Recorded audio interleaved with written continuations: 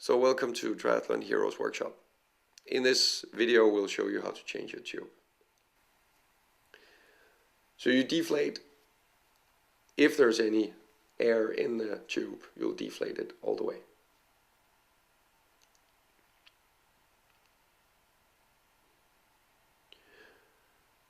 And for this job, to have some different tools ready. So these tools are made of plastic and should not be metal. In that sense, you'll maybe squeeze or damage the tube. Making sure that the tool is fitted to the spoke, that makes the job easier for you. And these normally comes in 3 or 4 pieces. So this tool normally comes in 3 or 4 pieces. So you making the job easier. Now you'll see that I remove the tools again and try to peel off the tire with my fingers. But actually, I haven't loosened the tire just quite enough. So I'll need to use the tool one more time just to make the tire come loose from the rim. Now I use the fingers or my fingers to peel the tire off the rim. And the reason for using my fingers is that I don't want to damage the tube. Of course, if the tube is damaged, you could say why, that doesn't matter.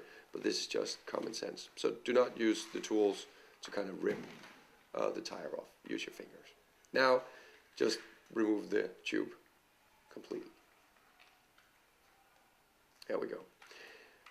So next step is checking the tire.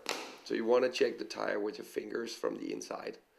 And this is quite simply because you want to check if there is any sharp objects still in the tire. You might even see in the tire from the outside that you might have a hole, or there's actually sitting as a stone still in the tire.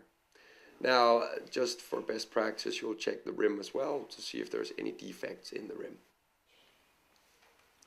Making sure that everything is okay, you take your new tube and just inflate the tube a little bit. So I actually did that already. And you fit the tube, the valve in the rim, and then you gently,